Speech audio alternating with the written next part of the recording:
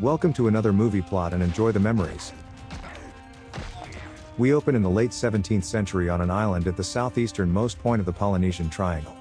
100 years before it will be known as Easter Island, the tribes of Rapa-Nui are convinced that they're alone on this earth. There's two classes of people, those with stretched lobes and those without but only long ears can become a king known as the Ariki-mau. I've got chicken entrails to read. Matuatani of the Miru clan has been the Ariki for the past 20 years because his tribe always wins the annual Birdman competition. Champions are chosen from each long-eared clan to bring back the first turn eggs of the season, and the winner gets to select the tribe's king for the next year. The race takes them swimming to a small island off the coast to steal a mother's baby, then climbing up steep cliffs without the egg breaking. The king's current champion died while training for the race, so he asks his grandson Noronia to take his place in the Birdman. Noro is an outcast for being in a not-so-secret relationship with a girl from the short-ear tribe named Ramana. Her father Haoa was banished to a cave on the island for building a canoe that Noro's father stole and sailed away in.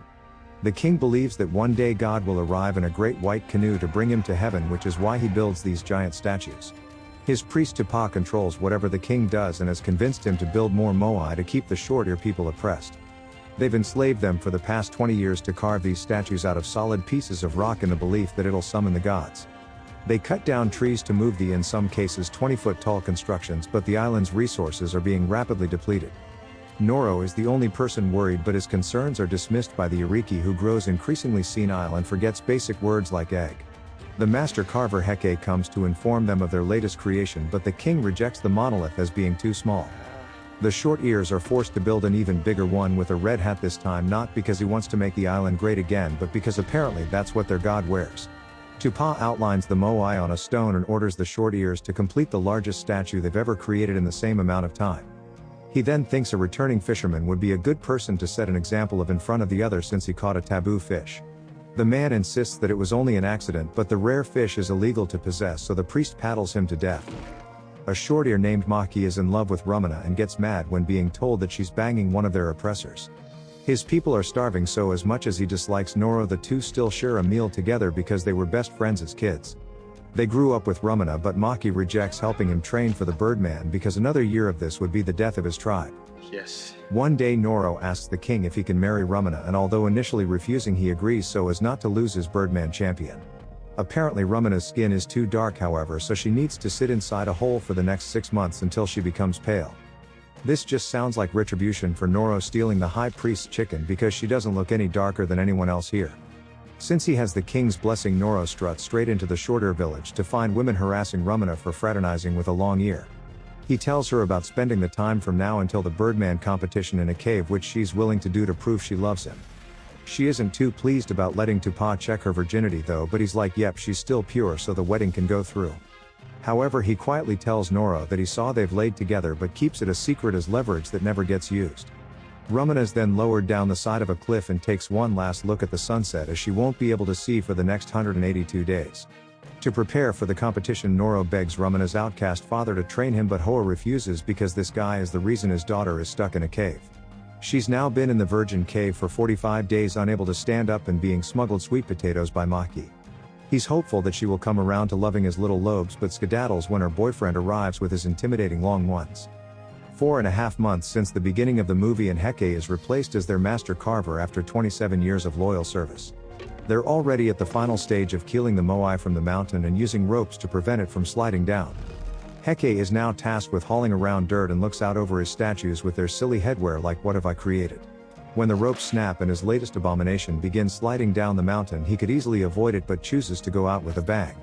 The short ears are pissed, so the whole tribe walk into the long ear village and demand more food and to compete in the Birdman.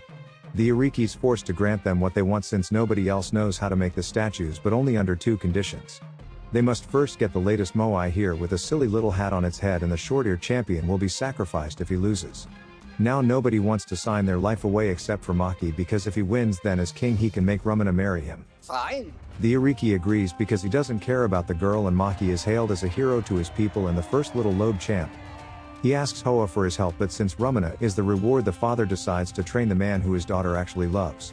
Since they still have the work of standing up the moai, Maki is forced to train at night and only sleeps every other day. The short ears begin to starve because their crops are destroyed in the pursuit of making the statues, but the long ears still demand the same share. Once he's on his feet, the 33-foot-tall moai called Paro is slowly rolled towards the Long Ear village using the island's last logs.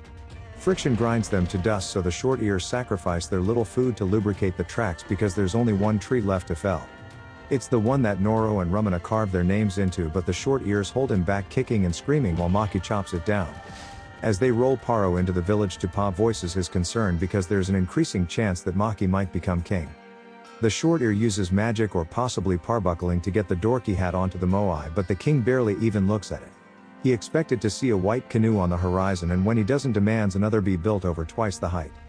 They're still overjoyed that he lets them compete in the Birdman because Maki has been training really hard with all them pull-ups. These past few months Haoa has been showing Noro how to cliff dive with an egg strapped to his head without breaking it.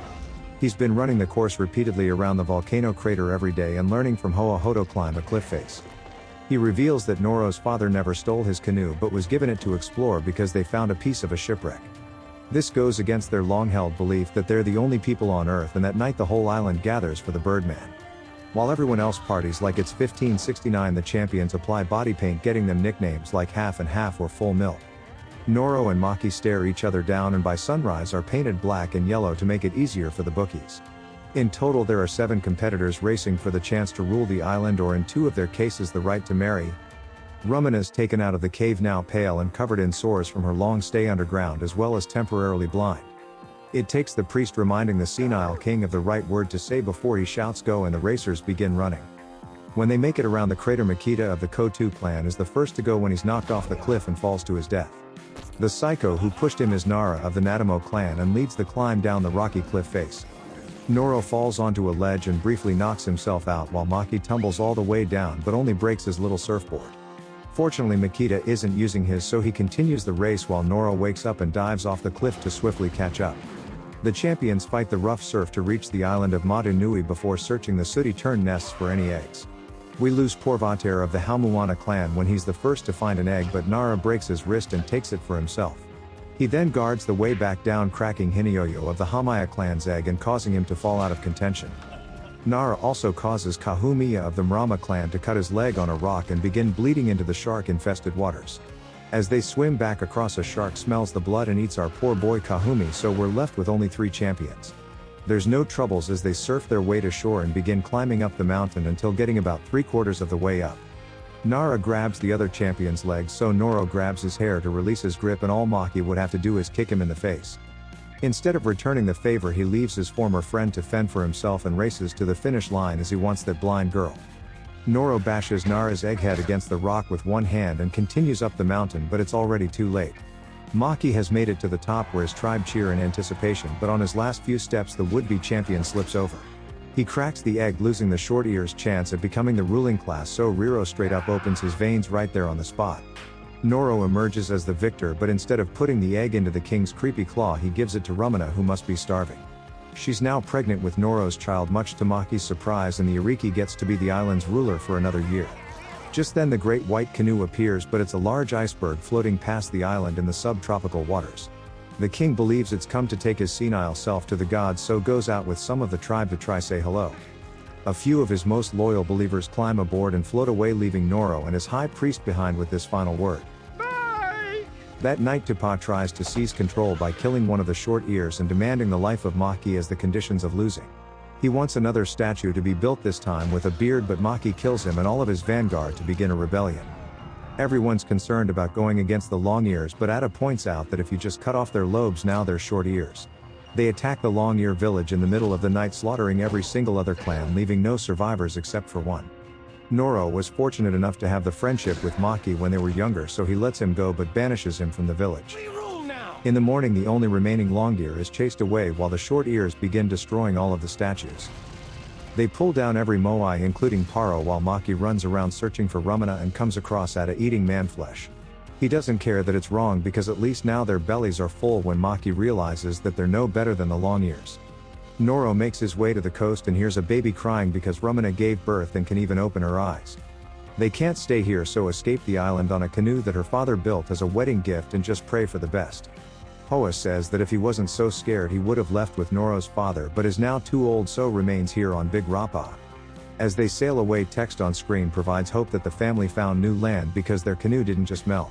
Bye! And the movie ends.